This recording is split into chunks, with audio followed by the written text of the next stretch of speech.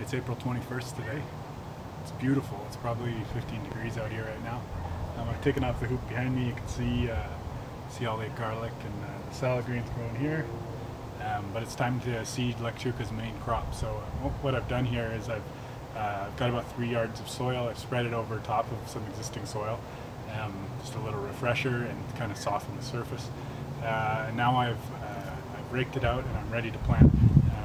For my first post, you remember I was going to plant 4-foot wide mini rows and in a bunch of blocks. So this block here is going to have 10 rows of specialty greens, and then the row across from me, which I'll show you in a second, it will have 10 rows as well, but that will just be general lettuce. There'll be 2 lettuce mixed. So to create a furrow, I like to just kind of put my tool across there, give it a light press, set it in there, and that's it. You kind of have a nice furrow there for your first row. So just make sure you use your tape so you don't have wonky rows. They're hard to kind of weed with, but that's the idea. You just at 6-inch spacing, push, lay these small furrows. Just planting tiny seeds here, and one right here.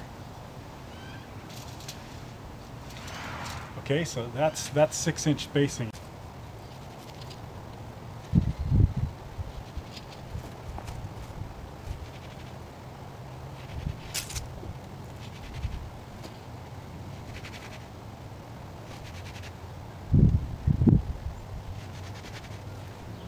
So you got all your furrows made.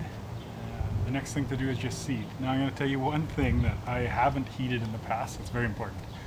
Bring with you a piece of paper and a pencil to the field. I know you probably will feel like you can remember what varieties you planted, and you may know some of the varieties you planted, but especially if you're planting new varieties that you're not familiar with, document what goes in each row.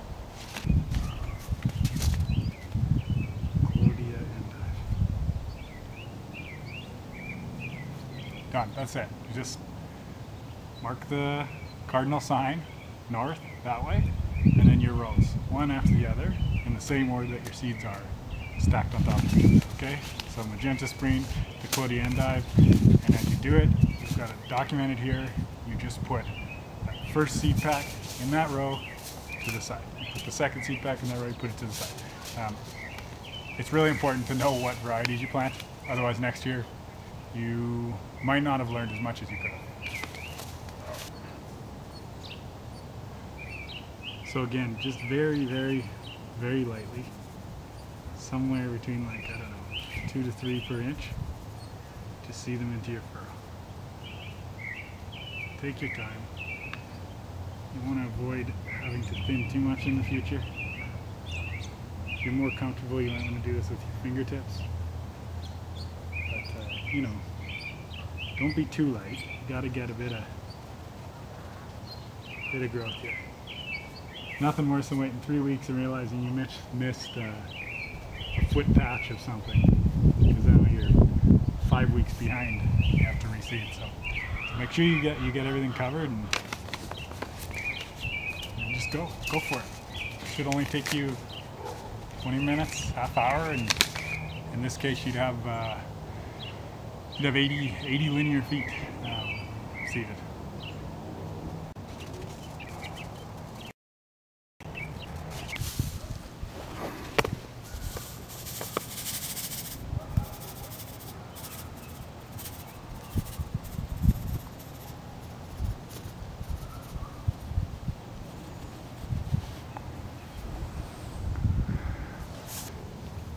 Final step is just to cover all your seeds. Like I said before, just try to avoid bringing in a bunch of this kind of clumpy material. It'll get in the way of germination of really small seeds. So wherever possible, try to find the finest and loosest soil to top dress your fresh planted seeds. That'll help you get a better germination rate. Okay, and then just lightly dust into the rows and fill them in. We're talking like 2 to 5 centimeters of soil tops to cover up your rows, and then just give them a light tamp, a light tamp down to seat them in the soil. That's it. The only thing remaining to do is give them a quick water.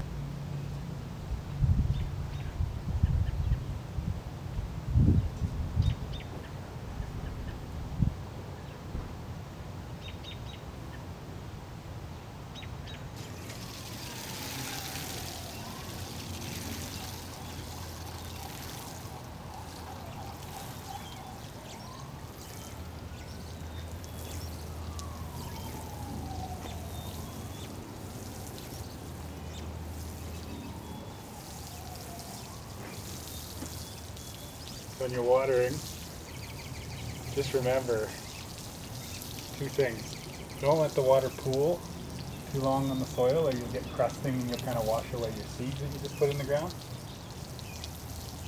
And the second thing is, remember that soil has an amazing ability to absorb a lot of water. So every once in a while, you think, oh, that's a lot. You can just give it a little, stick your hand in there.